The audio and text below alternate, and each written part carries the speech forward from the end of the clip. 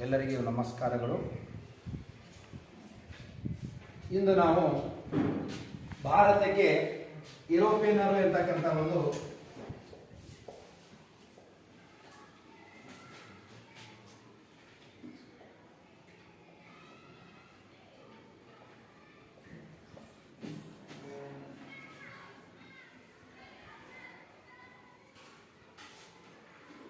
Okay ವಿದ್ಯಾರ್ಥಿಗಳೇ, ಇಂದಿನ ತರಗತಿಯಲ್ಲಿ ನಾವು ಭಾರತಕ್ಕೆ ಯುರೋಪಿಯನ್ನರ ಆಗಮನ ಎಂತಕ್ಕಂಥ ಮುಂದುವರಿದ ಒಂದು ಪಾಠವನ್ನು ಇಂದಿನ ತರಗತಿಯಲ್ಲಿ ಚರ್ಚೆ ಮಾಡೋಣ. ಹಿಂದಿನ ತರಗತಿಯಲ್ಲಿ ನಾವು ಯುರೋಪ್ ಮತ್ತು ಭಾರತ ದೇಶದ ನಡುವೆ ಪ್ರಾಚೀನ ಕಾಲದಲ್ಲಿ ಯಾವ ರೀತಿ ಸಂಬಂಧ ಇತ್ತು, ಸಂಬಂಧ ಇರಲು ಮೂಲ ಕಾರಣ ಸಾಂಬಾರ್ ಪದಾರ್ಥಗಳು ಅಂತಕ್ಕಂಥದ್ದನ್ನು ನಾವು ನೋಡಿದೆವು. ಆ ನಂತರ ಆಟೋಮನ್ ಟರ್ಕರು ಕಾನ್ಸ್ಟಾಂಟಿನೋಪಲ್ ನಗರವನ್ನು ಯಾವ ರೀತಿ ವಶಪಡಿಸಿಕೊಂಡ್ರು, ನಂತರ ಸ್ಪೇನ್, ಪೋರ್ಚುಗಲ್, ಯುರೋಪ್ ಖಂಡದ ರಾಷ್ಟ್ರಗಳು ಭಾರತಕ್ಕೆ ಯಾವ ರೀತಿ ಜಲಮಾರ್ಗವನ್ನು ಕಂಡುಹಿಡಿದವು, ಜಲಮಾರ್ಗ ಕಂಡುಹಿಡಿಯಲು ಸಹಾಯಕವಾಗಿರ್ತಕ್ಕಂಥ ಸಾಧನಗಳು ಯಾವುವು ಅಂತಕ್ಕಂಥದ್ದನ್ನು ಕೂಡ ನೀವು ಹಿಂದಿನ ಕ್ಲಾಸ್ನಲ್ಲಿ ತಿಳ್ಕೊಂಡಿರಿ. ಭಾರತಕ್ಕೆ ವಿಶೇಷವಾಗಿ ಈ ಯುರೋಪ್ ಖಂಡದಿಂದ 4 ರಾಷ್ಟ್ರಗಳು ಬಂದವು. ಪ್ರಥಮವಾಗಿ ಬಂದಿರತಕ್ಕಂಥ ರಾಷ್ಟ್ರ ಯಾವುದು ಅಂತಂದ್ರೆ ಪೋರ್ಚುಗೀಸರು. ಆನಂತರ 2ನೇ ಒಂದು ಸ್ಥಾನದಲ್ಲಿ ಯಾರು ಅಂದ್ರೆ ಡಚ್ಚರು, 3ನೇ ಸ್ಥಾನದಲ್ಲಿ ಯಾರು ಅಂತಂದ್ರೆ ಇಂಗ್ಲಿಷರು, 4ನೇ ಸ್ಥಾನದಲ್ಲಿ ಯಾರು ಅಂದ್ರೆ ಫ್ರೆಂಚರು. ಈಗಾಗಲೇ ನಾವೇನಪ್ಪ ಅಂತಂದ್ರೆ ಪೋರ್ಚುಗೀಸರ ಬಗ್ಗೆ ಅಭ್ಯಾಸ ಮಾಡಿದೆವು. ಪೋರ್ಚುಗೀಸರಲ್ಲಿ ವಾಸ್ಕೋ ಡ ಗಾಮ ಆಗಿರ್ಬೋದು, ಆನಂತರ ಫ್ರಾನ್ಸಿಸ್ಕೋ ಡಿ ಅಲ್ಮೇಡ ಆಗಿರ್ಬೋದು, ಆನಂತರ ಅಲ್ಫಾನಸ್ ಡಿ ಅಲ್ಬುಕರ್ಕ್. ಒಟ್ಟಾರೆ ನಾವು ಪೋರ್ಚುಗೀಸರ ಬಗ್ಗೆ ಸಂಕ್ಷಿಪ್ತವಾಗಿ ಅಭ್ಯಾಸ ಮಾಡಿದ್ದು. ಇಂದಿನ ಕ್ಲಾಸ್ನಲ್ಲಿ ನಾವು ಏನು ಅಂತಂದ್ರೆ ವಿಶೇಷವಾಗಿ ಡಚ್ಚರ ಬಗ್ಗೆ ಅಭ್ಯಾಸ ಮಾಡೋಣ. ಭಾರತ ದೇಶಕ್ಕೆ ಬಂದ 2ನೇ ವಿದೇಶಿಯರು ಯಾರು ಅಂದ್ರೆ ಡಚ್ಚರು. ಇವರು ಕೂಡ ಏನಪ್ಪಾ ಅಂತಂದ್ರೆ ಭಾರತ ದೇಶಕ್ಕೆ ಯಾಕೆ ಬಂದರು ಅಂತಂದ್ರೆ ವ್ಯಾಪಾರ ಮಾಡುವ ಉದ್ದೇಶದಿಂದ.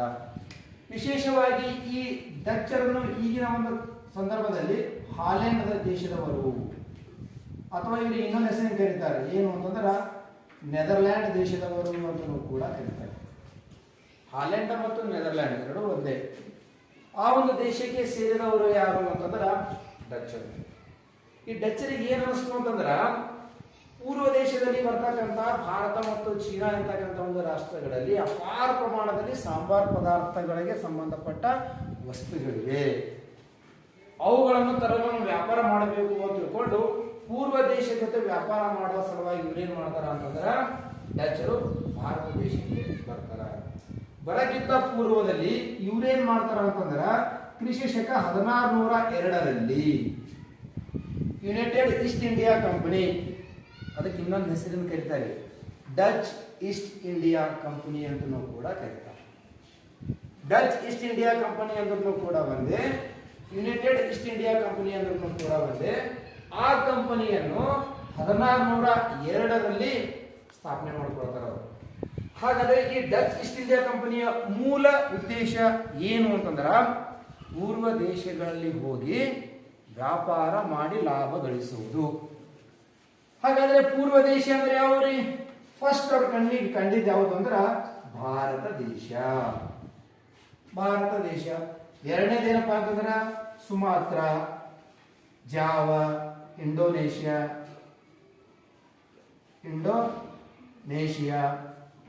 ಜಾವ ಅಂತ ಹೇಳಿ ಇವೆಲ್ಲ ದ್ವೀಪ ರಾಷ್ಟ್ರಗಳು. ಭಾರತನೂ ಕೂಡ ಒಂದು ದ್ವೀಪ ರಾಷ್ಟ್ರ ಇದ್ದಂಗೆ 3 ಕಡೆ ನೀರು, 1 ಕಡೆ ಮಾತ್ರ ಭೂಮಿ ಇದೆ. ಭಾರತ ಪರ್ಯಾಯ ಪ್ರಸ್ಥಭೂಮಿ ಅಂತ ಕರೀತಾರೆ, ದ್ವೀಪ ರಾಷ್ಟ್ರ. ಇವೆಲ್ಲ ಏನಪ್ಪಾ ಅಂತಂದ್ರೆ ಸುತ್ತಮುತ್ತ ನೀರನ್ನು ಹೊಂದಿರತಕ್ಕಂಥ ರಾಷ್ಟ್ರಗಳು. ಭಾರತ ದೇಶ ಆಗಿರ್ಬೋದು, ಜಾವ ಆಗಿರ್ಬೋದು, ಸುಮಾತ್ರ ಆಗಿರ್ಬೋದು, ಇಂಡೋನೇಷಿಯಾ ಆಗಿರ್ಬೋದು, ಪೂರ್ವ ದಿಕ್ಕಿನಲ್ಲಿ ಬರ್ತಕ್ಕಂಥ ರಾಷ್ಟ್ರಗಳು. ಅವೆಲ್ಲ ಈ ರಾಷ್ಟ್ರ ಜೊತೆ ವ್ಯಾಪಾರ ಮಾಡಬೇಕಂತ ತಿಳ್ಕೊಂಡು ಇವ್ರು ಏನ್ ಮಾಡಿದ್ರು, ಡಚ್ಚರು ಪೂರ್ವ ದೇಶಕ್ಕೆ ವ್ಯಾಪಾರಕ್ಕಾಗಿ ಬಂದರು. ಅದರ ಫಸ್ಟ್ ಅವರು ಆಯ್ಕೆ ಮಾಡ್ಕೊಂಡಿದ್ದು ಯಾವುದು ಅಂತಂದ್ರೆ ಭಾರತ ದೇಶ. ಫಸ್ಟ್ ಇವ್ರು ಆಯ್ಕೆ ಮಾಡ್ಕೊಂಡಿದ್ದು ಯಾವ ದೇಶ ರೀ? ಭಾರತ ದೇಶ. ಈ ಭಾರತ ದೇಶದಲ್ಲಿ ಕೆಲವೊಂದು ನಗರಗಳ ಮೇಲೆ ಏನ್ ಮಾಡಿದ್ರು ಅಂತಂದ್ರೆ ಇವರು ವ್ಯಾಪಾರ ಮಾಡಬೇಕು ಅಂತೇಳಿ ಅವ್ರು ಏನ್ ಮಾಡಿದ್ರು ಅಂದ್ರೆ ಪ್ಲಾನ್ ಮಾಡಿದ್ರು.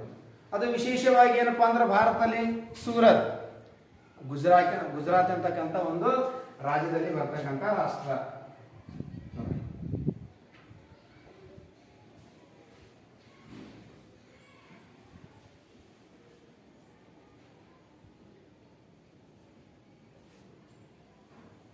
ಇದು. ಹಾಗಾದ್ರೆ ವಿಶೇಷವಾಗಿ ಇದು ಗುಜರಾತ್. ಹಾಗಾದ್ರೆ ಈ ಭಾಗದಲ್ಲಿ ಸೂರತ್ ಅಂತ ಒಂದು ಸ್ಥಳ ಬರ್ತದೆ. ಸೂರತ್ ಈ ಕೆಳಗಡೆ ಬಂದ್ರೆ ಅಂದ್ರೆ ಮುಂಬೈ ಬರ್ತದ, ಇಲ್ಲಿ ದಮನ್ ಬರ್ತದ. ಈ ಭಾಗದಲ್ಲಿ ಸೂರತ್ ಅಂತಕ್ಕಂಥ ಸ್ಥಳ ಬರ್ತದೆ. ಈ ಸ್ಥಳದಲ್ಲಿ ಡಚ್ಚರು ಏನ್ ಮಾಡಿದ್ರು ಅಂದ್ರೆ ತಮ್ಮ ವ್ಯಾಪಾರ ಕೇಂದ್ರವನ್ನು ಸ್ಥಾಪನೆ ಮಾಡಿದ್ರು. ಈ ಸೂರತ್ ಆದ ನಂತರ ಇವ್ರು ನೆಕ್ಸ್ಟ್ ಏನ್ ಮಾಡಿದ್ರು, ಬ್ರೋಚ್ ಇಲ್ಲೇ ಬರ್ತೈತ್ರಿ. ಅದನ್ನು ಬ್ರೋಚ್ ಅಂತಕ್ಕಂಥ ಒಂದು ಸ್ಥಳ. ಬ್ರೋಚ್ ಆಗಿರ್ಬೋದು, ಸೂರತ್, ಬ್ರೋಚ್, ಕ್ಯಾಂಬೆ, ಕೊಚ್ಚಿನ್ ಇಲ್ಲಿ ಬರ್ತದೆ ಕೇರಳ ರಾಜ್ಯದ. ಯಾವ್ದ್ರಿ ಕೊಚ್ಚಿನ್ ಅಂತಕ್ಕಂಥ ಒಂದು ಸ್ಥಳ. ಆ ನಂತರ ವಿಶೇಷವಾಗಿ ನಾಗಪಟ್ಟಣ ಇಲ್ಲಿ ಬರ್ತದೆ. ನಾಗಪಟ್ಟಣ ಆಗಿರ್ಬೋದು, ಇಲ್ಲೊಂದು ಬರ್ತದೆ ಮಚಿಲಿಪಟ್ಟಣ, ಇಲ್ಲಿ ನಾಗಪಟ್ಟಣ. ಇವೆಲ್ಲ ಏನ್ ಮಾಡಿದ್ರು ಅಂತಂದ್ರೆ ಅವರು ಭಾರತದಲ್ಲಿ ವ್ಯಾಪಾರ ಮಾಡಲು ಅವ್ರು ಆಯ್ಕೆ ಮಾಡಿಕೊಂಡಿರ್ತಕ್ಕಂಥ ಸ್ಥಳ. ಸೂರತ್ ಆಗಿರ್ಬೋದು, ಬ್ರೋಚ್ ಆಗಿರ್ಬೋದು, ಕೊಚ್ಚಿನ್ ಆಗಿರ್ಬೋದು, ನಾಗಪಟ್ಟಣ, ಮಚಿಲಿ, ಕ್ಯಾಂಬೆ, ಈ ತರ ಹಲವಾರು ಪ್ರದೇಶಗಳಲ್ಲಿ ಏನ್ ಮಾಡಿದ್ರು ಅಂದ್ರೆ ಅವ್ರು ಬಂದು ನೆಲೆ ನಿಂತು ತಮ್ಮ ವ್ಯಾಪಾರ ಮಾಡಲು ಪ್ರಾರಂಭ ಮಾಡಿದ್ರು. ಇದರಿಂದ ಯಾರಿಗೆ ನಷ್ಟ ಆಯಿತು ಅಂತಂದ್ರೆ ಇವ್ರಿಗಿಂತ ಪೂರ್ವದಲ್ಲಿ ಬಂದಿರತಕ್ಕಂಥ ಪೋರ್ಚುಗೀಸರಿಗೆ ಲಾಸ್ ಆಯಿತು. ಯಾಕಂದ್ರೆ ಭಾರತದಲ್ಲಿ ಸಂಪೂರ್ಣವಾಗಿ ವ್ಯಾಪಾರದಲ್ಲಿ ಏಕಸ್ವಾಮ್ಯತೆಯನ್ನು ಸಾಧಿಸಬೇಕು ಅಂತೇಳಿ ಅವ್ರ ಕನಸಿತ್ತು. ಯಾರ್ದು? ಪೋರ್ಚುಗೀಸರು. ಅವ್ರಿಗೇನಾಯ್ತು ಅಂತಂದ್ರೆ ಇವರು ಬಂದು ಹಲವಾರು ಪ್ರದೇಶಗಳಲ್ಲಿ ವ್ಯಾಪಾರ ಮಾಡುವುದರಿಂದ ಪೋರ್ಚುಗೀಸರ ಏಳಿಗೆ ಕಡಿಮೆ ಆಯಿತು. ಆ ನಂತರ ಡಚ್ಚರ ಒಂದು ಏಳಿಗೆ ಏನಾಯಿತು ಅಂದ್ರೆ ಹೆಚ್ಚಿನ ಪ್ರಮಾಣದಲ್ಲಿ ದೇಶದ ತುಂಬೆಲ್ಲ ಹರಡಲು ಪ್ರಾರಂಭಿಸಿತು. ಇಂತಹ ಸಂದರ್ಭದಲ್ಲಿ ಈ ಕೇರಳದ ಈ ಭಾಗದಲ್ಲಿ ವೈನಾಡು ಅಂತೇಳಿ ಒಂದು ಸಂಸ್ಥಾನ ಐತ್ರಿ, ಒಂದು ರಾಜ್ಯ ಮನೆತನ ಇತ್ತು. ಅಲ್ಲೊಬ್ಬ ಪ್ರಸಿದ್ಧ ಅರಸ ಇದ್ದ, ಮಾರ್ಥಾಂಡ ವರ್ಮ ಅಂತೇಳಿ. ಅತ್ಯಂತ ಶೂರ, ವೀರ, ಧೀರ ಅರಸ. ಭಾರತ ದೇಶದಿಂದ ಡಚ್ಚರು ಭಾರತವನ್ನು ಬಿಟ್ಟು ಹೋಗುವಲ್ಲಿ ಪ್ರಮುಖ ಪಾತ್ರ ವಹಿಸಿರ್ತಕ್ಕಂಥ ವ್ಯಕ್ತಿ ಯಾರಂದ್ರ ಮಾರ್ತಾಂಡ ವರ್ಮರಿ. ಆ ಮಾರ್ತಾಂಡ ವರ್ಮನ ಹೆಸರು ಕೇಳಿದ್ರೆ ಈ ಡಚ್ಚರು ಬೆಚ್ಚ ಬೀಳ್ತಿದ್ರು. ಬೆಚ್ಚ ಬೀಳೋದು ಅಷ್ಟೇ ಅಲ್ರಿ, ದೇಶನೇ ಬಿಟ್ಟು ಓಡೋದ್ರು ಅವರು ಅವನಿಗೆ ಅಂಜಿ. ಅಂತ ಶೂರ ವೀರ ಅರಸ ಯಾರು ಅಂತಂದ್ರ ಈ ಮಾರ್ತಾಂಡ ವರ್ಮ. ಅವನ ಹೆಸರೇನ್ರಿ? ಮಾರ್ತಾಂಡ ವರ್ಮ. ಮಾರ್ತಾಂಡ ವರ್ಮ. ಹಾಗಾದ್ರೆ ಮಾರ್ತಾಂಡ ವರ್ಮ ಯಾರು? ನಾಳೆ ಎಕ್ಸಾಮ್ದಾಗ ಇವನ್ ಬಗ್ಗೆ ಕ್ವಶನ್ ಕೇಳ್ತಾರ. ಮಾರ್ತಾಂಡ ವರ್ಮನ ಬಗ್ಗೆ ಬರೆಯಿರಿ. ನಾನು ಹೇಳ್ತೀನಿ, ಅದನ್ನು ಬರೀರಿ. ಮಾರ್ತಾಂಡ ವರ್ಮ ಇನ್ನು ವಿಶೇಷವಾಗಿ ಏನಪ್ಪಾ ಅಂತಂದ್ರ 1729ರಿಂದ 1758ರವರೆಗೂ ಆಡಳಿತ ಮಾಡ್ದ. ಎಲ್ಲಿ? ಈ ಕೇರಳ ಅಂತಕ್ಕಂಥ ಒಂದು ರಾಜ್ಯದಲ್ಲಿ ಒಂದು ಸಂಸ್ಥಾನ ಇತ್ತು, ವೈನಾಡು ಸಂಸ್ಥಾನ ಅಂತೇಳಿ. ಅದ್ರ ಹೆಸರೇನ್ರಿ? ವೈನಾಡು ಸಂಸ್ಥಾನ. ಆ ವೈನಾಡು ಸಂಸ್ಥಾನದ ಅತ್ಯಂತ ಶೂರವೀರ ಧೀರ ಅರಸ ಯಾರು? ಮಾರ್ತಾಂಡ ವರ್ಮ. ಮಾರ್ತಾಂಡ ವರ್ಮ ಅತ್ಯಂತ ಶೂರವೀರ ಧೀರ ಅರಸ ಇದ್ದ. ಆದರೂ ಕೂಡ ಇವನ ಮೇಲೆ ಬಹಳಷ್ಟು ಅರಸರ ಒಂದು ಕಣ್ಣಿತ್ತು. ಇವನನ್ನು ಸೋಲಿಸಬೇಕು, ಇವನು ವೈನಾಡು ಪ್ರದೇಶವನ್ನು ವಶಪಡಿಸಿಕೊಳ್ಬೇಕು, ಇವನು ರಾಜಕೀಯ ಅವನತಿ ಮಾಡಬೇಕು ಅಂತೇಳಿ ಅವನ ಸುತ್ತಮುತ್ತ ಇತರ ಹಲವಾರು ಕೂಡ ರಾಜ್ಯ ಮನೆತನ ಅರಸರನ್ನು ಕೂಡ ಮಾರ್ತಾಂಡ ವರ್ಮನ ಮೇಲೆ ಹಗೆ ಸಾಧಿಸುತ್ತಿದ್ರು. ದೇಶಿ ಅರಸರು ಕೂಡ ಹಗೆ ಸಾಧಿಸುತ್ತಿದ್ರು. ಹೊರಗಡೆಯಿಂದ ಬಂದಿರತಕ್ಕಂಥ ಡಚ್ಚರು, ಪೋರ್ಚುಗೀಸರು ಇವರು ಕೂಡ ಇವನ ಮೇಲೆ ಹಗೆಯನ್ನು ಸಾಧಿಸುತ್ತಿದ್ದರು. ಪರಕೀಯರನ್ನು ಮತ್ತು ದೇಶ ಸಂಸ್ಥಾನರನ್ನು ಸಂಪೂರ್ಣವಾಗಿ ಅವರಿಂದ ತನ್ನ ವೈನಾಡು ಸಂಸ್ಥಾನವನ್ನು ರಕ್ಷಣೆ ಮಾಡ್ಕೊಂಡವನೇ ಯಾರು ಅಂದ್ರ ಮಾರ್ತಾಂಡ ವರ್ಮ. ಯಾವ ಸಂಸ್ಥಾನ ಇದ್ರೆ ವೈನಾಡು. ಯಾವ್ದ್ರಿ? ಹಾಗಾದ್ರೆ ಈ ವೈನಾಡು ಸಂಸ್ಥಾನವನ್ನು ಸಂಪೂರ್ಣವಾಗಿ ದೇಶೀಯ ಅರಸರಿಂದ ಮತ್ತು ಪರಕೀಯರಿಂದ ಸಂರಕ್ಷಣೆ ಮಾಡಿಕೊಂಡು ಅದನ್ನು ಇನ್ನೂ ಕೂಡ ರಕ್ಷಣೆ ಮಾಡ್ಕೊಳ್ಬೇಕಂತ ಏನ್ ಮಾಡ್ತಾನೆ ಗೊತ್ತೇನ್ರಿ? ಈ ಕೇರಳ ರಾಜ್ಯದಲ್ಲಿ ಇರ್ತಕ್ಕಂಥ 2 ಸ್ಥಳಗಳಿರ್ತಾವ. ಆ ವೈನಾಡು ಸಂಸ್ಥಾನದ ಮೊದಲ ರಾಜಧಾನಿ ಯಾವುದು ಅಂತಂದ್ರ ಪದ್ಮನಾಭಪುರಂ ಎಂತಕ್ಕಂಥದ್ದು. ಪದ್ಮನಾಭಪುರ ಎಂತಕ್ಕಂಥ ಒಂದು ಸ್ಥಳದಿಂದ ಅದು ಮೊದಲ ರಾಜಧಾನಿ. ಅವ್ರ ರಾಜಧಾನಿ ಬೇರೆ ಕಡೆ ವರ್ಗಾವಣೆ ಮಾಡ್ತಾನೆ. ಯಾವುದು ಅಂದ್ರೆ ತಿರುವಾಂಕೂರು ಎಂತಕ್ಕಂಥ ಪ್ರದೇಶಕ್ಕೆ ವರ್ಗಾವಣೆ ಮಾಡ್ತಾನ. ಯಾಕೆ ಮಾಡ್ತಾನ ಅಂತಂದ್ರ ಪರಕೀಯರಿಂದ ಮತ್ತು ದೇಶೀಯ ಸಂಸ್ಥಾನದ ಅರಸರಿಂದ ತನ್ನ ರಾಜಧಾನಿಯನ್ನು ರಕ್ಷಣೆ ಮಾಡ್ಕೊಳ್ಳೋ ಸಲುವಾಗಿ. ನೀವು ಇತಿಹಾಸದಾಗೆಲ್ಲ ನೋಡ್ತೀರಿ, ಬಹುಮನಿ ಸುಲ್ತಾನರು ತಮ್ಮ ಗುಲ್ಬರ್ಗದಿಂದ ತಮ್ಮ ರಾಜಧಾನಿಯನ್ನು ಬೀದರ್ ಪ್ರದೇಶಕ್ಕೆ ವರ್ಗಾವಣೆ ಮಾಡಿದ್ರು. ಮೊಹಮ್ಮದ್ ಬಿನ್ ತಗ್ಲಕ್ ತನ್ನ ರಾಜಧಾನಿಯನ್ನು ದಿಲ್ಲಿಯಿಂದ ದೇವಗಿರಿಗೆ ವರ್ಗಾವಣೆ ಮಾಡಿದ್ರು. ಹಂಗ ಇವನು ಕೂಡ ತನ್ನ ರಾಜಧಾನಿಯನ್ನು ಪದ್ಮನಾಭಪುರಂ ಎಂತಕ್ಕಂಥ ಸ್ಥಳದಿಂದ ಇಲ್ಲಿ ವರ್ಗಾವಣೆ ಮಾಡ್ತಾನ್ರಿ, ತಿರುವಾಂಕೂರು ಎಂತಕ್ಕಂಥ ಒಂದು ಸ್ಥಳಕ್ಕೆ ವರ್ಗಾವಣೆ ಮಾಡ್ತಾನ. ಮಾಡಿ ಇಷ್ಟಿಗೆ ಸುಮ್ಕುಂದ್ರಲ್ರಿ ಮರಿ. ಇಡೀ ಪೂರ ಭಾರತದ ಈ ಭಾಗದಲ್ಲಿ ಏನಪ್ಪಾ ಅಂತಂದ್ರ ಡಚ್ಚರು ಎಂತಕ್ಕಂಥವ್ರು ಯಾರೇ ಡಚ್ಚರು. ಈ ಡಚ್ಚರು ಭಾರತದ ಎಲ್ಲಾ ಒಂದು ಪ್ರದೇಶಗಳ ಮೇಲೆ, ಅದರಲ್ಲಿ ವಿಶೇಷವಾಗಿ ಕರಿಮೆಣಸು ಅಂತ ಕರೀತಾರೆ. ಯಾವ್ದ್ರಿ? ಮೆಣಸು ವ್ಯಾಪಾರದಲ್ಲಿ ಸಂಪೂರ್ಣವಾಗಿ ಏಕಸ್ವಾಮ್ಯತೆ ಸಾಧಿಸಲು ಡಚ್ಚರು ಹೊರಟಿದ್ರು. ಮೆಣಸಿನ ವ್ಯಾಪಾರದ ಮೇಲೆ ಸಂಪೂರ್ಣ ತಮ್ಮದೇ ನಿಯಂತ್ರಣ ಇಟ್ಕೋಬೇಕು ಅಂತೇಳಿ ಡಚ್ಚರು ಭಯಂಕರ ಪ್ರಯತ್ನ ಮಾಡ್ತಿದ್ದಾರೆ. ಇದು ಅವನಿಗೆ ಸಿಟ್ಟಿತ್ತು. ಯಾರಿಗೆ ಸಿಟ್ಟಿತ್ತು? ಮಾರ್ತಾಂಡ ವರ್ಮನಿ. ಯಾಕ? ನಾನು ಭಾರತೀಯ, ನನ್ನ ಮೂಲ ಪ್ರದೇಶ ನಂದು, ಇಲ್ಲಿ ಕರಿಮೆಣಸು ನಾವು ಬೆಳಿತೇವೆ. ಹೊರಗಿನಿಂದ ಬಂದಿರತಕ್ಕಂಥ ಡಚ್ಚರು ಇದ್ರ ಮೇಲೆ ಏನಪ್ಪಾ ಅಂದ್ರೆ ತಮ್ಮ ನಿಯಂತ್ರಣ ಇಟ್ಟುಕೊಳ್ಳುವುದು ಅವನಿಗೆ ಒಟ್ಟ 100% ಕೂಡ ಇಷ್ಟ ಇದ್ದಿದ್ರು ಅವನಿಗೆ. ಹೆಂಗರ ಮಾಡಿ ಡಚ್ಚರಿಗೆ ಅದೇನಪ್ಪ ಅಂದ್ರೆ ಕರಿಮೆಣಸಿನ ವ್ಯಾಪಾರದ ಮೇಲೆ ಅವ್ರ ನಿಯಂತ್ರಣ ತಪ್ಪಿಸ್ಬೇಕು ಅಂತೇಳಿ ದೊಡ್ಡ ಪ್ರಮಾಣದ ಪ್ರಯತ್ನ ಪಡ್ತಾನೆ. ಪ್ರಯತ್ನದಲ್ಲಿ ಸಕ್ಸಸ್ನು ಕೂಡ ಆಗ್ತಾನೆ. ಯಾರು? ಮಾರ್ತಾಂಡ ವರ್ಮ. ಕರಿಮೆಣಸಿನ ಮೇಲೆ ಡಚ್ಚರ ಒಂದು ಏಕಸ್ವಾಮ್ಯತೆಯನ್ನು ತಡೆಗಟ್ಟಿದ ಮಹಾನ್ ಶೂರವೀರ ಅರಸ ಯಾರು? ಮಾರ್ತಾಂಡ ವರ್ಮ. ಅದು ಯಾರಿಗೆ ಸಿಟ್ಟು ಬರ್ತ ಅಂತಂದ್ರ ಡಚ್ಚರಿಗೆ ಏನಪ್ಪಾ ಅಂತಂದ್ರ ವಿಪರೀತ ಸಿಟ್ಟು ಬಂದ್ಬಿಡ್ತಾರೆ. ವಿಪರೀತ ಸಿಟ್ಟು ಬಂದಾಗ ಅವರು ಸುಮ್ ಕೊಡಲ್ಲ ಡಚ್ಚರು. ಇವನ ಅಕ್ಕಪಕ್ಕದಲ್ಲಿ ಕೆಲವೊಂದು ದೇಶೀಯ ಸಂಸ್ಥಾನಗಳಿರ್ತಾವ್ರಿ. ಉದಾಹರಣೆಗಾಗಿ ಒಂದು ದೇಶೀಯ ಸಂಸ್ಥಾನದ ಹೆಸರು ಕಾಯಂ ಕುಳ್ಳಂ ಕೊಚ್ಚಿ. ನೋಡಿ, ಒಂದು ದೇಶೀಯ ಸಂಸ್ಥಾನದ ಹೆಸರು ಕಾಯಂ ಕುಳ್ಳಂ ಕೊಚ್ಚಿ ಒಂದಾದ್ರ, ಇನ್ನೊಂದು ಪುರಕ್ಕಾಡ್ ಅಂತ ಮತ್ತೊಂದಿತ್ತು. ಅದು ಬಿಟ್ಟು ಇನ್ನೊಂದಿತ್ರಿ, ಅದರ ಹೆಸರು ಏನು ಅಂತಂದ್ರ ವಿಶೇಷವಾಗಿ ವಡಕುಂಕೂರ್. ಯಾವಾದ್ರಿ? ವಡಕುಂಕೂರ್. ಇವ ದೇಶೀಯ ಸಂಸ್ಥಾನಗಳ ಹೆಸರು. ಇವ್ರು ಮೂಗರ ಜೊತೆ ಯಾರು ಸೇರ್ಕೋತಾರ ಗೊತ್ತೇನ್ರಿ? ಡಚ್ಚರು. ಕಾಯಂ ಕುಳ್ಳಂ ಕೊಚ್ಚಿ, ಆನಂತರ ಇನ್ನೊಂದು ಪುರಕಾಡ್, ಇನ್ನೊಂದು ವಡಕುಂಕೂರ್. ಈ ಮೂರು ದೇಶೀಯ ಸಂಸ್ಥಾನ ಜೊತೆ ಕೂಡ್ಕೊಂಡು ಡಚ್ಚರು ದೊಡ್ಡ ಸೈನ್ಯ ತಗೊಂಡು ಯಾರ ಮೇಲೆ ದಾಳಿ ಮಾಡ್ತಾರ್ರಿ? ಮಾರ್ತಾಂಡ ವರ್ಮನ ಮೇಲೆ ದಾಳಿ ಮಾಡ್ತಾರೆ. ಅವಾಗ ಡಚ್ ಸೈನ್ಯ ಮತ್ತು ಮಾರ್ತಾಂಡ ವರ್ಮನ ಸೈನ್ಯದ ಮಧ್ಯೆ ಭೀಕರ ದೊಡ್ಡ ಯುದ್ಧ ಆಗ್ತದೆ. ಅಂತಿಮವಾಗಿ ಅತ್ಯಂತ ಶೂರ ವೀರ ಧೀರ್ನಾಗಿರ್ತಕ್ಕಂಥ ಮಾರ್ತಾಂಡ ವರ್ಮ ಏನಾಗ್ಬಿಡ್ತಾನ? ಗೆಲುವು ಸಾಧಿಸ್ಬಿಡ್ತಾನ. ಡಚ್ಚರಿಗೆ ಏನಪ್ಪ ಅಂದ್ರೆ ಸೋಲಿಸ್ಬಿಡ್ತಾನ.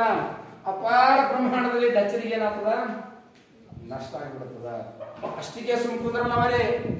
ಡಚ್ಚರು 2 ಪ್ರಮುಖ ವ್ಯಾಪಾರ ಕೇಂದ್ರಗಳು ಇರ್ತಾವ್ರಿ. ಅದ್ರ ಹೆಸರು ನೋಡ್ರಿ, ಪ್ರಮುಖವಾಗಿ ನೆಡುಮಂಗಡ. ಯಾವ್ದ್ರಿ? ನೆಡುಮಂಗಡ ಮತ್ತು ಕೊಟ್ಟಾರಕರ. ಅವೆರಡು ವಶಪಡಿಸ್ಕೊತಾನ. ಯಾರಿಂದ? ಡಚ್ಚರಿಗೆ ಸೋಲಿಸಿ ಅಷ್ಟಕ್ಕೆ ಬಿಡಲವರೇ. ಮತ್ತ ಅವರಿಂದ ದೊಡ್ಡ ವ್ಯಾಪಾರ ಕೇಂದ್ರಗಳನ್ನು ವಶಪಡಿಸ್ಕೊತಾನ. ಒಂದು ನೆಡುಮಂಗಡ, ಇನ್ನೊಂದು ಕೊಟ್ಟಾರಕರ. ನೋಡ್ರಿ, ಎರಡೂ ಪ್ರದೇಶಗಳನ್ನು ವಶಪಡಿಸ್ಕೊಳ್ತಾನ. ಅವಾಗ ಡಚ್ಚರ್ ಏನ್ ಮಾಡ್ತಾರ ಅಂದ್ರ ಇವ್ ಹೆಸರು ಕೇಳಿದ್ರೆ ಉರ್ದು ಬೀಳಕ್ ಚಾಲೂ ಮಾಡ್ತಾರ. ಅಷ್ಟು ಶೂರ ಇರ್ತಾನ್ರಿ ಅವ. ಬಹಳ ಶೂರ ವೀರ ಧೀರರಸ ಇರ್ತಾನವ. ಯಾರು? ಮಾರ್ತಾಂಡ ವರ್ಮ. ಇದು ಕೆಲವೊಂದು ದಿನಗಳು ಹಿಂಗೆ ಹೋಗ್ಬಿಡ್ತೀರಿ. ಹೋದಾಗ ಡಚ್ಚರಿಗೆ ಒಳಗಿಂದೊಳಗೆ ಸೇಟ್ ಇರ್ತವ್ರಿ. ಆದ್ರೂ ಸುಮ್ಕುಂದ್ರಲ್ಲ ಅವ. ಪುನಃ 1741ರಲ್ಲಿ, ಎಷ್ಟರಲ್ಲಿ? 1741ರಲ್ಲಿ ಪುನಃ ಡಚ್ಚರು ಏನ್ ಮಾಡ್ತಾರೆ ಗೊತ್ತೇನ್ರಿ? ಈ ಕೊಟ್ಟಾರಕರ ಅಂತಕ್ಕಂಥ ಪ್ರದೇಶ ನಮ್ಮಿಂದ ಮಾರ್ತಾಂಡ ವರ್ಮ ಸುಮ್ಮನೆ ವಶಪಡಿಸಿಕೊಂಡನ ಅಂತ ತಿಳ್ಕೊಂಡು ಅದೊಂದು ಇಶ್ಯೂ ಮುಂದೆ ಮಾಡಿ, ಕೊಟ್ಟಾರಕರ ನಮ್ಮಿಂದ ತೊಗೊಂಡನ ಅಂತ ತಿಳ್ಕೊಂಡು ನಾವು ಅನ್ಯಾಯ ಮಾಡೋಣ ಅಂತ ತಿಳ್ಕೊಂಡು ಅದೊಂದು ಇಶ್ಯೂ ಮುಂದಿಟ್ಕೊಂಡು ಮತ್ತೆ ಮಾರ್ತಾಂಡ ವರ್ಮನ ಮೇಲೆ ಡಚ್ಚರು ಪುನಃ ದಾಳಿ ಮಾಡ್ತಾರೆ. ಮತ್ ಇಬ್ಬರ ಮಧ್ಯೆ ಭೀಕರವಾಗಿರ್ತಕ್ಕಂಥ ಏನ್ ನಡೀತದ? ಯುದ್ಧ ನಡೀತದೆ.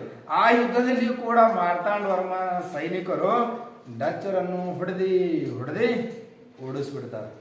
ಪುನಃ ಯಾರಿಗೆ ಸೋಲಾಯ್ತು? ಪುನಃ ಯಾರಿಗೆ ಸೋಲಾಯ್ತು? ಡಚ್ಚರಿಗೆ ಸೋಲಾಯ್ತು. ಹಿಂಗೆ ಇದನ್ನು ಕೆಲವೊಂದು ದಿನಗಳು ಕಳೆದ ನಂತರ ಮುಂದೇನಾಯ್ತು ಅಂತಂದ್ರ ಮಾರ್ತಾಂಡ ವರ್ಮನ ಆಳ್ವಿಕೆಯಲ್ಲಿ ಈ ಕೊಚ್ಚಿನ್ ಅಂತಕ್ಕಂಥ ಪ್ರದೇಶ ವಿಶ್ವದ ಪ್ರಮುಖ ಒಂದು ಸಾಂಬಾರ್ ಪದಾರ್ಥ ಕೇಂದ್ರವಾಗಿ ಹೊರಹೊಮ್ಮುತ್ತದೆ. ಎಕ್ಸಾಮ್ ನಿಮ್ಗೆ ಕ್ವಶನ್ ಕೇಳ್ತಾರೆ, ಮಾರ್ತಾಂಡ ವರ್ಮನ ಕಾಲದಲ್ಲಿ ಯಾವ ನಗರವು ವಿಶ್ವದ ಪ್ರಮುಖ ಒಂದು ವ್ಯಾಪಾರ ಕೇಂದ್ರವಾಗಿ ಹೊರಹೊಮ್ಮಿತು? ಸಾಂಬಾರ್ ಪದಾರ್ಥ. ಓಕೆ, ನಗರ ಯಾವುದು? ಕೊಚ್ಚಿ ಅಂತಕ್ಕಂಥದ್ದು. ಅದು ಅಲ್ಲದೆ ಇದು ಒಂದು ಮುಂದೆ ಬರ್ತಕ್ಕಂಥ ಒಂದು ವಿಶೇಷವಾಗಿ ಈ ತಿರುವಾಂಕೂರಿ ಅಂತಕ್ಕಂಥ ರಾಜಧಾನಿ ಇರ್ತಾರ. ಯಾರ ರಾಜಧಾನಿ ಇದು? ಯಾರ್ದು? ಮಾರ್ತಾಂಡ ವರ್ಮನ ರಾಜಧಾನಿಯಾಗಿರ್ತಕ್ಕಂಥ ತಿರುವಾಂಕೂರು ವಿಶ್ವದ ಪ್ರಮುಖ ಒಂದು ಶ್ರೀಮಂತ ರಾಷ್ಟ್ರವಾಗಿ ಹೊರಹೊಮ್ಮುತ್ತದೆ. ದಿನ ಹೋದ ಮಾರ್ತಾಂಡ ವರ್ಮನ ಒಂದು ಭಯ, ಮಾರ್ತಾಂಡ ವರ್ಮನ ಒಂದು ಆಳ್ವಿಕೆ, ಮಾರ್ತಾಂಡ ವರ್ಮನ ಒಂದು ಸಂಪರ್ಕ ಜಾಸ್ತಿ ಆದ ಪರಿಣಾಮವಾಗಿ ಡಚ್ಚರಿಗೆ ಭಾರತದಲ್ಲಿ ವ್ಯಾಪಾರ ಮಾಡ್ಲಿಕ್ಕೆ ಕಷ್ಟ ಆಗಿಬಿಡ್ತದೆ. ಅದಕ್ಕೆ ಅವ್ರು ವಿಚಾರ ಮಾಡ್ತಾರೆ ಡಚ್ಚರು ಕುಂತು, ಈ ಮಾರ್ತಾಂಡ ವರ್ಮನಿಗೆ ಎದುರು ಹಾಕೊಂಡು ಭಾರತ ದೇಶದಲ್ಲಿ ವ್ಯಾಪಾರ ಮಾಡೋದು ಬಹಳಷ್ಟು ಕಷ್ಟ ಅದ. ಇಲ್ಲಿ ಸವಾಸಿ ಮಾರ್ತಾಂಡ ವರ್ಮನ ಸವಾಸೆ ಬೇಡ ಅಂತ ತಿಳ್ಕೊಂಡು 1753 ನೋಡ್ರಿ 1753 ಆಗಸ್ಟ್ 15ಕ್ಕೆ ಆ ಡಚ್ಚರು ತಮ್ಮ ಸಂಪೂರ್ಣ ಅಧಿಕಾರವನ್ನು ಮಾರ್ತಾಂಡ ವರ್ಮನಿಗೆ ಕೊಟ್ಟು ಅವನಿಗೆ ಶರಣಾಗಿ ನಮ್ಮ ದೇಶ ಬಿಟ್ಟು ಹೋಗ್ಬಿಡ್ತಾರ. ನೋಡಿ ಎಷ್ಟು ಭಯ ಐತಿ ಇದ್ರ ಮೇಲೆ ಲೆಕ್ಕ ಹಾಕ್ರಿ ನೀವು. ಯಾರಿಗೆ? ಡಚ್ಚರಿಗೆ. ಯಾರ್ದು? ನೋಡ್ರಿ 1753ಕ್ಕ ಸಂಪೂರ್ಣವಾಗಿ ತಮ್ಮ ಎಲ್ಲಾ ಅವರಿಗೆ ಮಾರ್ತಾಂಡ ವರ್ಮನಿಗೆ ಶರಣಾಗಿ ತಮ್ಮ ಎಲ್ಲಾ ಅಧಿಕಾರವನ್ನು ಆ ಮಾರ್ತಾಂಡ ವರ್ಮನಿಗೆ ಕೊಟ್ಟು ಅವ್ರೇನ್ ಮಾಡ್ತಾರೆ ಅಂದ್ರೆ ಭಾರತ ದೇಶ ಬಿಟ್ಟು ಹೋಲಿಕೆ ರೆಡಿ ಆಗ್ಬಿಡ್ತಾರೆ. ಹಾಗಾದ್ರೆ ಡಚ್ಚರು ಭಾರತ ದೇಶ ಬಿಟ್ಟು ಹೋಗಲಿಕ್ಕೆ ಅತ್ಯಂತ ಪ್ರಬಲ ಕಾರಣ ಮಾರ್ತಾಂಡ ವರ್ಮ. ಓಕೆ ರೀ, ಇನ್ನೊಂದು ಕಾರಣ ಅದಾವೆ, ಇನ್ನೂ ಕೂಡ 2 ಕಾರಣ ಅದಾವ. ಇನ್ನೂ 2 ಕಾರಣ ಯಾವುದು ಅಂತಂದ್ರ, ಭಾರತದಲ್ಲಿ 3ನೇ ವ್ಯಕ್ತಿಗಳಾಗಿ ಇಂಗ್ಲಿಷರು ಬಂದಿರ್ತಾರೆ. ಆ ಇಂಗ್ಲಿಷರ ಏಳಿಗೆ ಭಾರತದಲ್ಲಿ ದಿನ ದಿನ ದಿನ ಹೆಚ್ಚಿಗೆ ಹಾಕೋತ ಹೋಗಿರ್ತವೆ. ಅವ್ರ ಜೊತೆ ಸ್ಪರ್ಧೆ ಮಾಡೋದು ಕೂಡ ಡಚ್ಚರಿಗೆ ಏನಾಗಿರ್ತದ, ಕಷ್ಟ ಆಗ್ತಾ ಇರ್ತದೆ. ಜೊತೆಗೆ ಮಾರ್ತಾಂಡ ವರ್ಮ ಒಬ್ಬ ಬೆನ್ನತ್ತಿರ್ತಾನ, ಈ ಕಡೆ ಇಂಗ್ಲಿಷರ ಜೊತೆ ಸ್ಪರ್ಧೆ ಮಾಡೋದು ಕೂಡ ಅವ್ರಿಗೆ ಕಷ್ಟ ಆಗ್ತಾ ಇರ್ತದ. 3ನೇದು ಏನ್ ಗೊತ್ತೇನ್ರಿ, ಭಾರತ ದೇಶದ ಪೂರ್ವ ದಿಕ್ಕಿನಲ್ಲಿ ಕೆಲವೊಂದು ದ್ವೀಪಗಳನ್ನು ಮತ್ತೆ ಹೊಸದಾಗಿ ಕಂಡುಹಿಡಿದಿರ್ತಾರ ಅವ್ರು ವ್ಯಾಪಾರ ಮಾಡ್ಲಿಕ್ಕೆ. ಜಾವಾ ಆಗಿರ್ಬೋದು, ಸುಮಾತ್ರ ಆಗಿರ್ಬೋದು, ಇಂಡೋನೇಷ್ಯಾ ಆಗಿರ್ಬೋದು, ಅಲ್ಲೂ ಕೂಡ ವ್ಯಾಪಾರ ಕೇಂದ್ರಗಳು ಇರ್ತಾವ ಡಚ್ಚರು. ಅವ್ರಿಗೆ ಅಲ್ಲಿ ಸಿಕ್ಕಾಪಟ್ಟಿ ಲಾಭ ಮಾಡಿರ್ತಾರ. ಭಾರತದಲ್ಲಿ 10 ರೂಪಾಯಿ ಸಿಕ್ಕರಲ್ಲಿ ಅವ್ರಿಗೆ 100 ರೂಪಾಯಿ ಸಿಗ್ತಾ ಇರ್ತದೆ. ಅದಕ್ಕೆ ಅವ್ರು ಡಚ್ಚರು ಮನಸ್ಸು ಅಕಳ ಮಾಡಿರ್ತಾರೆ. ಸುಮ್ಮನೆ ಮಾರ್ತಾಂಡ ವರ್ಮ, ಇಂಗ್ಲಿಷರು, ಪೋರ್ಚುಗೀಸರು ಇವ್ರ ಜೊತೆ ಸ್ಪರ್ಧೆ ಮಾಡ್ಕೋತ ಅತಿ ಕಡಿಮೆ ಲಾಭ ಗಳಿಸಕ್ಕಿಂತ ಮೊದಲ ನಾವೇನ್ ಮಾಡೋಣ, ಜಾವಾ, ಸುಮಾತ್ರ, ಇಂಡೋನೇಷ್ಯಾ ಅಲ್ಲೆಲ್ಲ ನಾವು ವ್ಯಾಪಾರ ಮಾಡಿಕೆಯಲ್ಲಿ ಸಿಕ್ಕಾಪಟ್ಟಿ ಲಾಭ ಮಾಡ್ತದ, ಸುಮ್ಮನೆ ನಾವು ಆ ಕಡೆ ಹೋಗೋದು ಚಲೋ ಅಂತ ತಿಳ್ಕೊಂಡು ಡಚ್ಚರ್ ಏನ್ ಮಾಡ್ತಾರ ಅಂತಂದ್ರ ಆ ಪೂರ್ವ ದೇಶ ದ್ವೀಪ ಕಡೆ ಹೋಗ್ಬಿಡ್ತಾರ. 3 ಕಾರಣಗಳವರು ನಮ್ಮ ದೇಶ ಬಿಟ್ಟು ಹೋಗಕ್ಕೆ. 1ನೇದು ಮಾರ್ತಾಂಡ ವರ್ಮ, 2ನೇದು ಯಾವ್ದ್ರಿ ಇಂಗ್ಲಿಷರ ಏಳಿಗೆ ಹೆಚ್ಚಾಗಿದ್ದು, 3ನೇದು ಹೊಸ ದ್ವೀಪಗಳಲ್ಲಿ ಅವರಿಗೆ ಲಾಭ ಹೆಚ್ಚಿಗೆ ಹೊಂಟಿದ್ದು ಅವರಿಗೆ ಖುಷಿ ಪಡಿಸಿ ಅವ್ರು ಹೋಗ್ಬಿಡ್ತಾರ. ಹಾಗಾದ್ರೆ ಈ ಮಾರ್ತಾಂಡ ವರ್ಮ ಅವ್ರು ಹೋದ ನಂತರ ತನ್ನ ರಾಜ್ಯವನ್ನೆಲ್ಲ ಬಲಿಷ್ಠಪಡಿಸ್ತಾನ, ಬಹಳಷ್ಟು ಲಾಭ ಗಳಿಸ್ತಾನ. ಅದೇ ಸಂದರ್ಭದಲ್ಲಿ ಭಾರತ ದೇಶಕ್ಕೆ 3ನೇ ವಿದೇಶಿಯರಾಗಿ ಬಂದವರು ಯಾರು ಅಂತಂದ್ರ ಇಂಗ್ಲಿಷರು. ಯಾರೇ? ಇಂಗ್ಲಿಷರು. ಈಗ ಹಲವಾರು ಹೆಸರುಗಳಿಂದ ಕರೀತಾರೆ. ಇಂಗ್ಲೆಂಡ್ ದೇಶದವ್ರನ್ನು ಕೂಡ ಅಂತಾರ, ಇಂಗ್ಲಿಷರ್ನು ಅಂತ ಕೂಡ ಕರೀತಾರ, ಬ್ರಿಟಿಷರ್ನು ಅಂತ ಕರೀತಾರ, ಆನಂತರ ಕೆಂಪು ಮುಖದವ್ರನ್ನು ಅಂತಲೂ ಕೂಡ ಕರೀತಾರ, ಬ್ರಿಟನ್ ದೇಶ ಅಂತಲೂ ಕೂಡ ಕರೀತಾರೆ, ಇಂಗ್ಲೆಂಡ್. ಇವರೇ ಯಾರು? ಇಂಗ್ಲಿಷರು. ಯಾರಿವರು? ಯಾರಪ್ಪ ಇವರು ಇಂಗ್ಲಿಷರು? ಯಾವ ಖಂಡದವರು? ಡಚ್ಚರು ಯಾವ ಖಂಡದವರು? ಇವ್ರು ಎಷ್ಟನೇ ಸ್ಥಾನದಲ್ಲಿ ಬಂದರು ಭಾರತ ದೇಶಕ್ಕೆ? ಫಸ್ಟ್ ಬಂದವರು ಯಾರು? ಸೆಕೆಂಡ್ ಬಂದವರು ಯಾರು? ಥರ್ಡ್ ಬಂದವರು ಯಾರು? ಭಾರತ ದೇಶಕ್ಕೆ ಅತ್ಯಂತ ಹೆಚ್ಚು ಶೋಷಣೆ ಮಾಡಿದವರು, ನಮ್ಮ ದೇಶ ಸಂಪತ್ತು ಲೂಟಿ ಮಾಡಿದವರು, ಬಂಗಾರ ಲೂಟಿ ಮಾಡಿದವರು, ನಮ್ಮ ದೇಶ ಜನರಿಗೆ ತ್ರಾಸ ಕೊಟ್ಟವರು, ಅತ್ಯಂತ ಹೆಚ್ಚು ಎಲ್ಲ ಮಾಡೋರು ಯಾರಂದ್ರ ಇಂಗ್ಲಿಷರು. ಅತ್ಯಂತ ಕ್ರೂರಿಗಳಾಗಿದೆ ಇಂಗ್ಲಿಷರು. ನಮ್ಮ ದೇಶವನ್ನು ಎಲ್ಲಾ ದೃಷ್ಟಿಯಿಂದಲೂ ಕೂಡ ದೋಚ್ಕೊಂಡು ಹೋದ್ರು.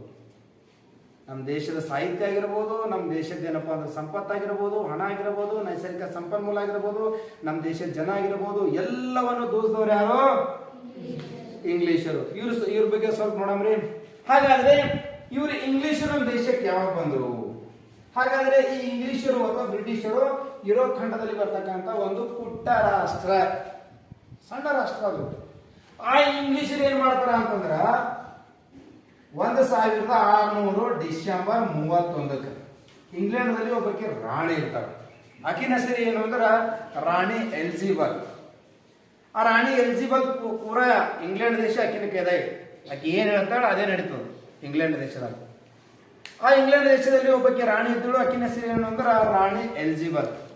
ಆಕಿ ಏನ್ ಮಾಡ್ತಾಳ ಅಂತಂದ್ರ 1600 ಡಿಸೆಂಬರ್ 31ಕ್ಕ ಬ್ರಿಟಿಷ್ ಈಸ್ಟ್ ಇಂಡಿಯಾ ಕಂಪನಿ ಸ್ಥಾಪನೆ ಮಾಡಿ ಪೂರ್ವ ದೇಶಗಳ ಜೊತೆ ವ್ಯಾಪಾರ ಮಾಡ್ಕೊಂಡು ಬರ್ರಿ ಅಂತೇಳಿ ಆಕಿನೂ ಕೂಡ ಕಳಿಸ್ತಾರೆ. ಎಷ್ಟು ವರ್ಷಗಳವರೆಗೆ ಒಪ್ಪಂದ ಆಗಿರ್ತದೋ? 15 ವರ್ಷಗಳ ಒಪ್ಪಂದ. ಎಷ್ಟು ವರ್ಷಗಳ ಒಪ್ಪಂದ ರೀ? 15 ವರ್ಷಗಳ ಒಪ್ಪಂದ. ಒಪ್ಪಂದ ಕೊಟ್ಟವ್ರು ಯಾರು ಅಂದ್ರ ರಾಣಿ ಎಲಿಜಬೆತ್. ಯಾರಿಗೆ ಕೊಟ್ಟಳು? ಬ್ರಿಟಿಷ್ ಈಸ್ಟ್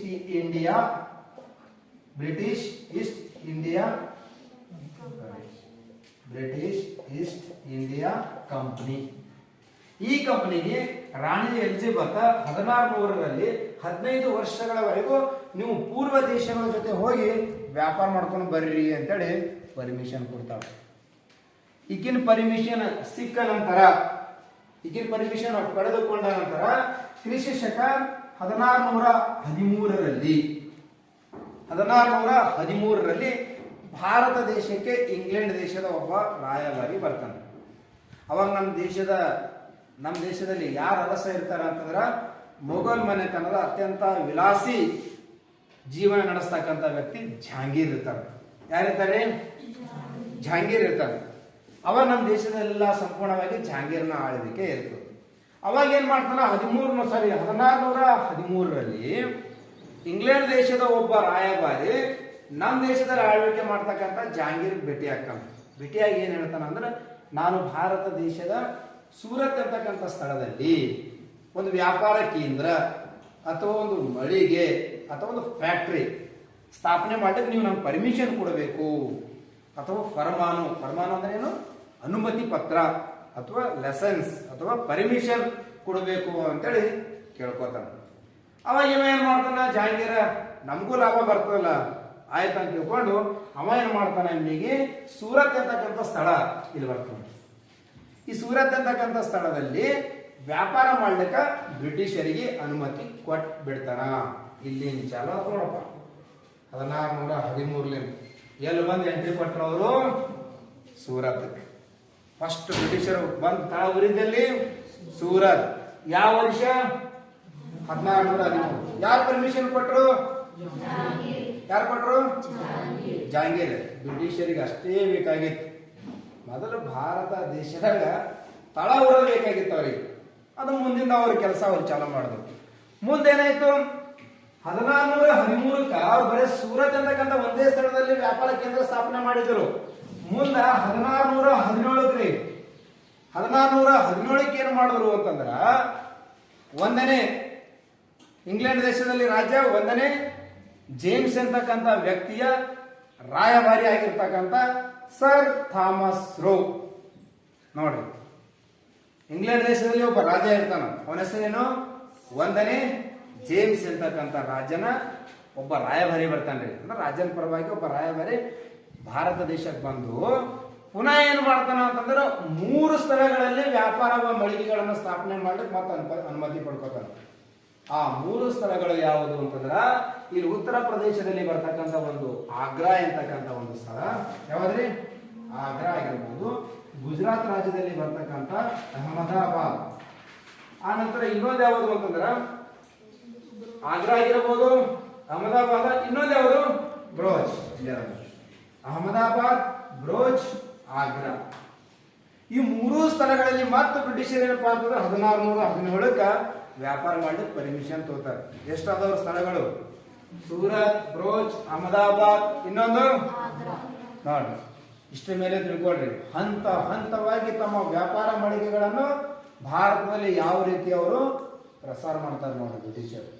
ಇದು ಆದ ನಂತರ ಇಷ್ಟಕ್ಕೆ ಸುಮ್ಕೊಂಡಿರ್ತಾರ ಅವರು? ಇಲ್ಲ. 1639ರಲ್ಲಿ ಪುನಾರಿ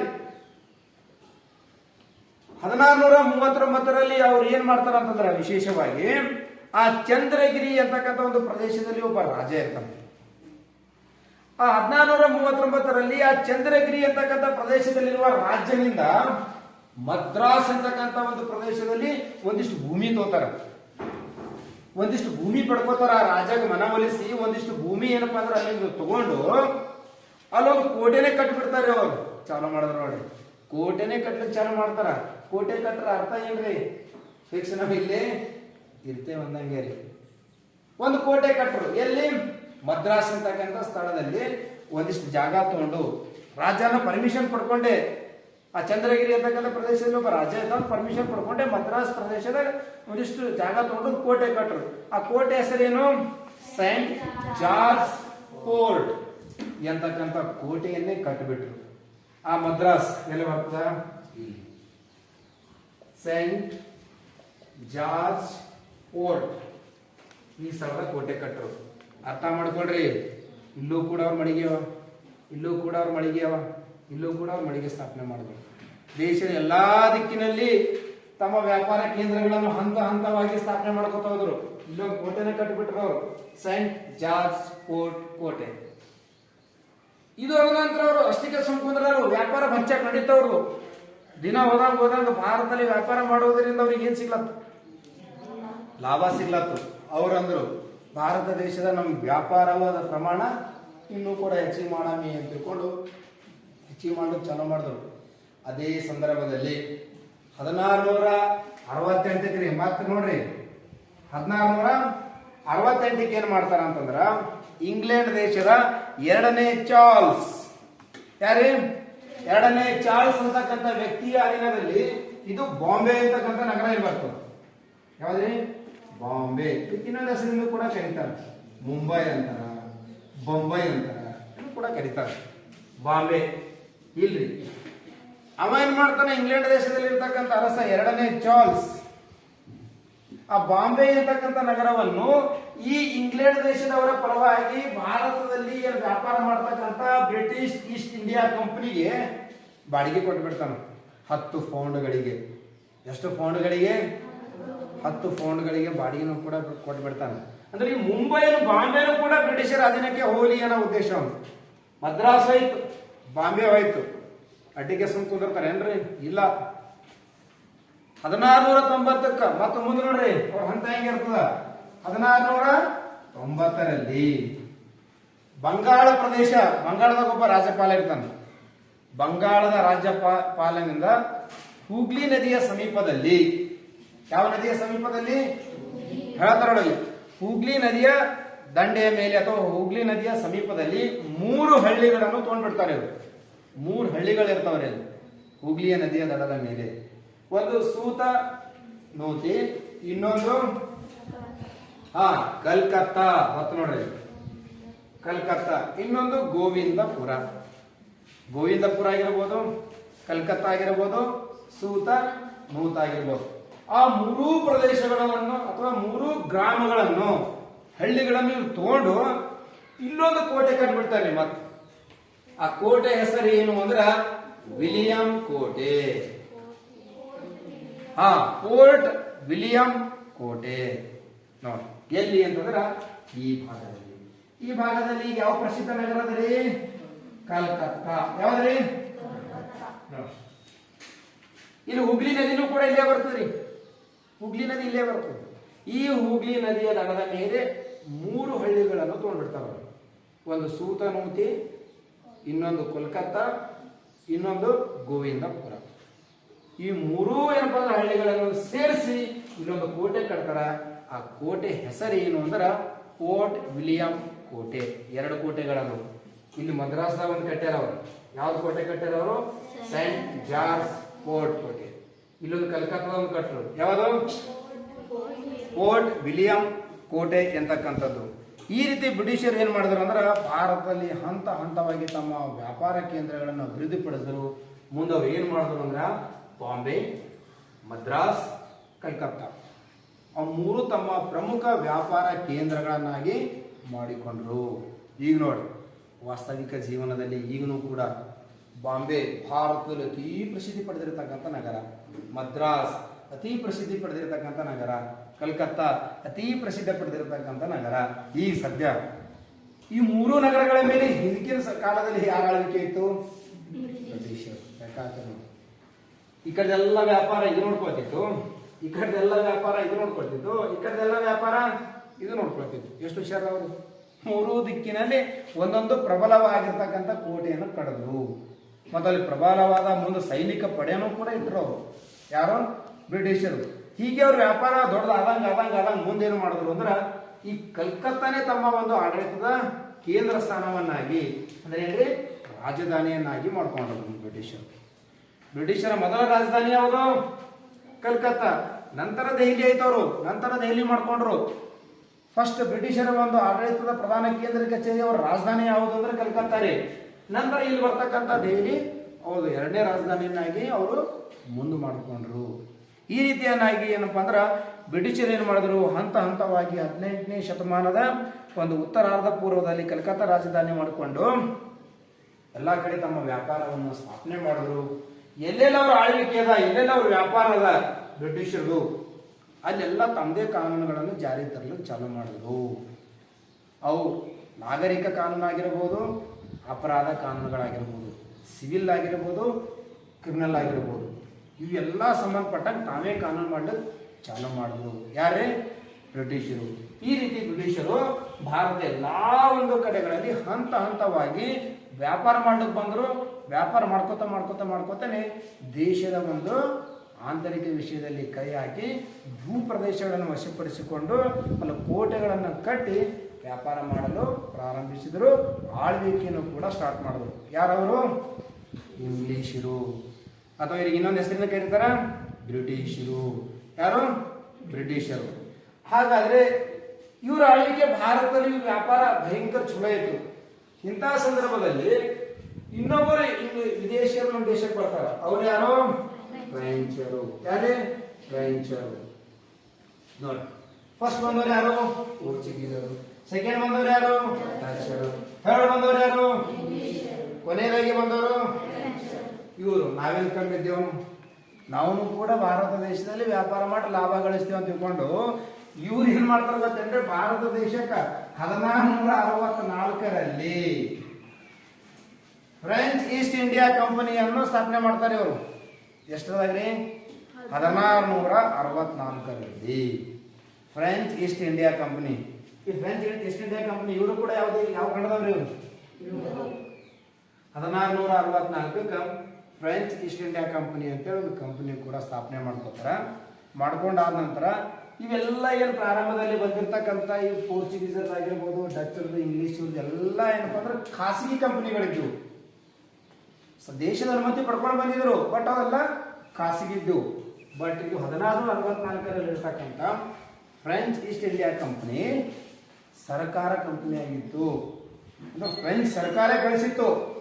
ಏನು ಮಾಡಿದ್ರು ಕೂಡ ಸರ್ಕಾರ ಆದೇಶ ತಗೊಂಡೇ ಮಾಡಬೇಕಾಗಿತ್ತು. ಅದಕ್ಕೆ ಇದಕ್ಕೆ ಕರೀತಾರೋ ಏನು? ಇದು ಸರ್ಕಾರದ ಒಡೆತನದಲ್ಲಿರುವ ಕಂಪನಿ ಆಗಿತ್ತು. ಅದು 1664 ಸ್ಥಾಪನೆ ಆಯಿತು. ಮುಂದಿದ್ರು ಏನು ಮಾಡ್ತಾರ? 1668ರಲ್ಲಿ ಎಷ್ಟಂದ್ರೆ 1668ಕ್ಕೆ ಇವರು ಕೂಡ ಏನಪ್ಪಾ ಅಂತಂದ್ರೆ ಸೂರತ್ ಏನ್ರಿ? ಸೂರತ್ ಅಂತಕ್ಕಂಥ ಒಂದು ಸ್ಥಳದಲ್ಲಿ ತಮ್ಮ ವ್ಯಾಪಾರ ಕೇಂದ್ರವನ್ನು ಅವರು ಪ್ರಾರಂಭ ಮಾಡ್ತಾರ. ಅಷ್ಟೇ ಅಲ್ಲ, ಮಚಿಲಿಪಟ್ಟಣ ಇಲ್ಲಿ ಬರ್ತಾರೆ ನೋಡಿ, ಮಚಿಲಿಪಟ್ಟಣ ಅಲ್ಲಿ ವ್ಯಾಪಾರ ಕೇಂದ್ರ ಸ್ಥಾಪನೆ ಮಾಡ್ತಾರೆ. ಮಚಿಲಿಪಟ್ಟಣ ಆದ ನಂತರ ಚಂದ್ರನಗರ, ಮಾಹೆ, ಕಾರೈಕಲ್ಲು ಇಲ್ಲಿ ಬರ್ತದೆ. ಕಾರೈಕಲ್ ಅಂತಕ್ಕಂಥದ್ದು ಇಲ್ಲಿ ಬರ್ತದೆ, ಮಾಹೆ ಅಂತಕ್ಕಂಥದ್ದು ಇಲ್ಲಿ ಬರ್ತದೆ. ಮಾಹೆ, ಕಾರೈಕಲ್, ಮಚಿಲಿಪಟ್ಟಣ, ಸೂರತ್, ಚಂದ್ರನಾಗೂರ್ ಹಲವಾರು ಸ್ಥಳಗಳಲ್ಲಿ ಇವರು ಕೂಡ ಏನ್ ಮಾಡ್ತಾರ ಅಂತಂದ್ರೆ ತಮ್ಮ ವ್ಯಾಪಾರ ಕೇಂದ್ರಗಳನ್ನು ಸ್ಥಾಪನೆ ಮಾಡ್ತಾರ. ಇದು ಆದ ನಂತರ ಮುಂದೆ 1674ರಲ್ಲಿ ಇವರು ವಾಲಿಕೊಂಡಂಪುರಂ ಎಂತಕ್ಕಂಥ ಒಂದು ಸ್ಥಳವನ್ನು ವಶಪಡಿಸ್ಕೋತಾರೆ ಅಂದ್ರೆ ಏನ್ರಿ? ಅಲ್ಲೊಬ್ಬ ಮುಸ್ಲಿಂ ಅಧಿಕಾರಿ ಇರ್ತಾರ. ಆ ಅಧಿಕಾರಿ ಒಬ್ಬ ಮುಸ್ಲಿಂ ಅಧಿಕಾರಿ ಇರ್ತಾನ. ಅವನ ಕೈದಾಗ ವಾಲಿಕೊಂಡಂಪುರಂ ಎಂತಕ್ಕಂಥ ಸ್ಥಳ ಇದೆ. ಅವನಿಂದ ಆ ಸ್ಥಳವನ್ನು ಪಡೆದುಕೊಂಡು ಆ ಸ್ಥಳ ಏನ್ ಮಾಡ್ತಾರ ಅಂದ್ರೆ ಇಲ್ಲಿ ಬರ್ತಾರೆ ಅವರು ಪಾಂಡಿಚೇರಿ. ವಾಲಿಕೊಂಡಂಪುರಂ ಎಂತಕ್ಕಂಥ ಸ್ಥಳ ಇಲ್ಲಿ ಬರ್ತದ. ಅದೇ ಮುಂದೆ ಏನಾಗ್ತಂದ್ರ ಪಾಂಡಿಚೇರಿ ಅಥವಾ ಪುದುಚೇರಿ ಅಂತ ಕೂಡ ಕರೀತಾರೆ. ಪಾಂಡಿಚೇರಿ ಅಂದ್ರೂ ಕೂಡ ಒಂದೇ, ಪುದುಚೇರಿ ಅಂದ್ರೂ ಕೂಡ ಒಂದೇ. ಅದರ ಮೂಲ ಹೆಸರು ಏನಿತ್ತು ಅಂತಂದ್ರೆ ವಾಲಿಕೊಂಡಪುರಂ ಎಂತಕ್ಕಂಥದ್ದು. ಅದನ್ನು 1474ರಲ್ಲಿ ಬ್ರಿಟಿಷರು ಇಲ್ಲಿಂದ ವಶಪಡಿಸಿಕೊಂಡು, ಫ್ರೆಂಚರು ವಶಪಡಿಸಿಕೊಂಡು ಅದನ್ನು ಪ್ರಸಿದ್ಧ ವ್ಯಾಪಾರ ಕೇಂದ್ರವನ್ನಾಗಿ ಮಾಡ್ತಾರೆ. ದೊಡ್ಡ ವ್ಯಾಪಾರಿ ಕೇಂದ್ರವನ್ನಾಗಿ ಮಾಡಿ ಅದಕ್ಕೆ ಅಭಿವೃದ್ಧಿ ಪಡಿಸಿ ಮುಂದೆ ಆ ಪ್ರದೇಶವನ್ನೇ ತಮ್ಮ ರಾಜಧಾನಿಯನ್ನಾಗಿ ಮಾಡ್ಕೊತಾರೆ. ಅದಕ್ಕೆ 2 ಹೆಸರಿನ ಕರೀತಾರೆ, ಪುದುಚೇರಿ ಅಥವಾ ಪಾಂಡಿಚೇರಿ. ಅದು ಪ್ರಸ್ತುತವಾಗಿ ಈಗ ಅದೊಂದು ಕೇಂದ್ರಾಡಳಿತ ಪ್ರದೇಶ. ಪಾಂಡಿಚೇರಿ ಸದ್ಯ ಏನದು ಕೇಂದ್ರಾಡಳಿತ ಪ್ರದೇಶ ಆಗೋಕ್ಕಿಂತ ಪೂರ್ವದಲ್ಲಿ ತಮಿಳುನಾಡದಾಗಿತ್ತು ಅದು. ಈಗ ಅದು ಕೇಂದ್ರಾಡಳಿತ ಪ್ರದೇಶ. ಇಷ್ಟೆಲ್ಲ ಆದ ನಂತರ ಇವ್ರದೆಲ್ಲ ಫ್ರೆಂಚ್ ವ್ಯಾಪಾರ ಭಾರತ ದೇಶದಾಗ ಎಲ್ಲ ಚುರು ನಡೀತಾ ಇರ್ತದ್ರಿ. ಅಂತ ಸಂದರ್ಭದಲ್ಲಿ ಫ್ರೆಂಚರಿಗೆ ಮತ್ತು ಈ ಬ್ರಿಟಿಷರಿಗೆ, ಫ್ರೆಂಚರಿಗೆ ಇಂಗ್ಲಿಷರಿಗೆ ಭಯಂಕರ ದೊಡ್ಡ ಕಾಂಪಿಟೇಷನ್ ಬೀಳ್ತು ಸಾಗರ. ನಾ ಗಳಿಸ್ಬೇಕು, ನೀ ಗಳಿಸ್ಬೇಕು, ನಾ ಸ್ಟ್ರಾಂಗ, ನೀ ಸ್ಟ್ರಾಂಗ. ಇನ್ನೊಂದು ಹೇಳ್ತೀನಿ ಕೇಳ್ರಿ, ಇವರು ಭಯಂಕರ ಸ್ಟ್ರಾಂಗ್ ಇರ್ತಾರೆ. ಇವ್ರ ಬಳಿ ಕೂಡ ಸೈನ್ಯರಿ ಭಯಂಕರ ಶೂರ ವೀರ ತನದಿಂದ ಕೂಡಿರ್ತಕ್ಕಂಥ ಸೈನ್ಯ ಇವರು ಹೊಂದಿರ್ತಾರೆ, ಇವರು ಹೊಂದಿರ್ತಾರೆ. ಇವರು ಅಕ್ಕಪಕ್ಕದ ರಾಷ್ಟ್ರಗಳು, ಎಲ್ಲಿ ಇಂಗ್ಲೆಂಡ್ ದೇಶದ.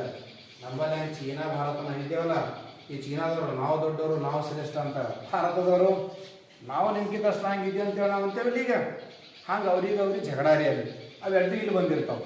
ಎಲ್ಲಿ ಭಾರತ ದೇಶದಾಗ. ಇದನ್ನು ಕೂಡ ಫ್ರೆಂಚರ್ನು ಕೂಡ ಶಕ್ತಿ ಪ್ರದರ್ಶನ ಮಾಡ್ತಿರ್ತಾರ, ಬ್ರಿಟಿಷರ್ನು ಕೂಡ ಶಕ್ತಿ ಪ್ರದರ್ಶನ ಮಾಡ್ತಿರ್ತಾರೆ. ಅಂಥ ಸಂದರ್ಭದಾಗ ಫ್ರೆಂಚ್ ಅಂದ್ರೆ ಏನ್ರಿ, ಫ್ರಾನ್ಸ್ ದೇಶದವರು ಡೂಪ್ಲೆ ಅಂತೇಳಿ ಒಬ್ಬ ವ್ಯಕ್ತಿ ಕಳಿಸ್ತಾರೆ. ಯಾರಿಗೆ ಕಳಿಸ್ತಾರೆ? ಡೂಪ್ಲೆ ಅಂತಕ್ಕಂಥ ವ್ಯಕ್ತಿಗೆ 1746 ಬರ್ತಾನೆ. 1746 ಎಲ್ಲಿಗೆ ಬರ್ತಾನ ಅಂತಂದ್ರೆ ಈ ಪಾಂಡಿಚೇರಿ ಪ್ರದೇಶದ ಗವರ್ನರ್ ಆಗಿ ಆ ಡೂಪ್ಲೆ ಅಂತಕ್ಕಂಥ ವ್ಯಕ್ತಿ ಭಾರತ ದೇಶಕ್ಕೆ ಬರ್ತಾನೆ. ಆ ಡೂಪ್ಲೆ ಕಳಿಸ್ತವ್ರು ಯಾರು ಕಳಿಸ್ತರು? ಫ್ರೆಂಚ್ ಸರ್ಕಾರ ಕಳಿಸ್ತು. ಎಲ್ಲಿ ಕಳಿಸ್ತವನಿಗೆ? ಭಾರತ ದೇಶ. ಯಾಕೆ ಕಳಿಸ್ತು? ಅಲ್ಲಿ ಹೋಗಿ ಫ್ರೆಂಚರ ಒಂದು ವ್ಯಾಪಾರ ಕೇಂದ್ರವನ್ನು ಬಲಿಷ್ಠ ಮಾಡು, ಇಂಗ್ಲಿಷರ ಒಂದು ಶಕ್ತಿಯನ್ನು ಕಡಿಮೆ ಮಾಡು ಅಂತೇಳಿ ಫ್ರೆಂಚ್ ಸರ್ಕಾರ ಅವನಿಗೆ ಹೇಳಿ ಕಳಿಸ್ತು. ಅವ ಸೀದಾ ಇಲ್ಲಿ ಬಂದು ಇಲ್ಲೆಲ್ಲ ನೋಡಿ ಏನು ಮಾಡಿದನು ಅಂದ್ರೆ ಅವನಿಗೆ ಒಂದು ಅನಿಸ್ತು, ಏನೋ ದಕ್ಷಿಣ ಭಾರತದಲ್ಲಿ ಬ್ರಿಟಿಷರ ಒಂದು ವ್ಯಾಪಾರ ಒಂದು ವ್ಯವಸ್ಥೆ ನಮ್ಗಿಂತ ಹೆಚ್ಚಿಗದ, ಅದರ ಪ್ರಮಾಣ ಕಡಿಮೆ ಮಾಡಬೇಕು ಅಂತೇಳಿ ಇವೇನು ಮಾಡ್ತಾನ ಅಂತಂದ್ರೆ ಬ್ರಿಟಿಷರ ವಿರುದ್ಧ ನಾವು ಯುದ್ಧ ಮಾಡಬೇಕು ಅಂತೇಳಿ ಪ್ಲಾನ್ ಮಾಡ್ತಾನೆ. ಯಾರೇ? ಡೂಪ್ಲೆ. ಅವ್ರ ಶಕ್ತಿ ಕಡಿಮೆ ಮಾಡಬೇಕಾದ್ರೆ ಏನು ಮಾಡಬೇಕು? ಅವ್ರ ಜೊತೆ ಹೋರಾಟ ಮಾಡಬೇಕು ಅಂತೇಳಿ ಡೂಪ್ಲೆ ಏನು ಮಾಡ್ತಾನ, ದೊಡ್ಡ ಪ್ರಮಾಣದಲ್ಲಿ ಹಲವಾರು ಪ್ಲಾನ್ ಹಾಕಿ ದಕ್ಷಿಣ ಭಾರತದಲ್ಲಿ ಇಂಗ್ಲಿಷರ ಪ್ರಬಲವನ್ನು ಕಡಿಮೆ ಮಾಡೋ ಸಲುವಾಗಿ ಹೋರಾಟ ಮಾಡ್ಬೇಕಂತೇಳಿ ವಿಚಾರ ಮಾಡ್ತಾನ. ಆ ವಿಚಾರ ಏನಾಗ್ತದ ಅಂತಂದ್ರೆ ಮುಂದೆ ಇಂಗ್ಲಿಷರಿಗೆ ಫ್ರೆಂಚರಿಗೆ 3 ರೀತಿ ಯುದ್ಧ ನಡೀತದೆ. 3 ಕರ್ನಾಟಿಕ್ ಯುದ್ಧಗಳು. ಕರ್ನಾಟಕ ಅಂತಕ್ಕಂಥ ಪ್ರದೇಶ, ಇದು ಕರ್ನಾಟಕ ಬೇರೆ, ಅದು ಕರ್ನಾಟಕ ಪ್ರದೇಶಗಳು ಬೇರೆ. ಆ ಕರ್ನಾಟಕ ಅಂತಕ್ಕಂಥ ಪ್ರದೇಶದಲ್ಲಿ 3 ಯುದ್ಧಗಳು ನಡೀತಾವೆ. ಯಾರಿಗೆ ಗೊತ್ತೇನ್ರಿ? ಫ್ರೆಂಚರಿಗೆ, ಇಂಗ್ಲಿಷರಿಗೆ. ಇದು ಬಂದಾಗ ಹೇಳ್ತೀನಂತ. ಈ ರೀತಿ ಏನಾಯ್ತು ಅಂತಂದ್ರೆ ಈ ಡೂಪ್ಲೆಗ ಮತ್ತು ಡೂಪ್ಲೆ ಅಂದ್ರೆ ಹೇಳ್ರಿ ಫ್ರೆಂಚರಿಗೆ ಮತ್ತು ಇಂಗ್ಲಿಷರಿಗೆ 3 ಯುದ್ಧಗಳಾಗ್ತಾವ ಕರ್ನಾಟಕ ಯುದ್ಧದಾಗ. ಮೊದಲನೇ ಯುದ್ಧದಲ್ಲಿ ಫ್ರೆಂಚರು ಗೆಲುವು ಸಾಧಿಸ್ತಾರ. ಮುಂದೆ 2ನೇ 3ನೇ ಯುದ್ಧದಲ್ಲಿ ಫ್ರೆಂಚರು ಸೋತೋಗ್ಬಿಡ್ತಾರ. ಅವು 3ನೇ ಕರ್ನಾಟಕ ಯುದ್ಧ ಮುಗಿತಾವ. ನಾಳೆ ಕ್ಲಾಸ್ನಾಗ 3 ಕರ್ನಾಟಕ ಯುದ್ಧಗಳು ಯಾಕೆ ನಡೆದು, ಯಾರ ಮಧ್ಯೆ ನಡೆದು ಅಂದ್ರೆ ಎಂಬುದು ನಾಳೆ ಕ್ಲಾಸ್ನಾಗ ಹೇಳ್ತೀನಂತ. ಓಕೆ ವಿದ್ಯಾರ್ಥಿಗಳೇ, ಇವತ್ತಿನ ಪಾಠ ಇಲ್ಲಿಗೆ ಮುಗಿಸೋಣ.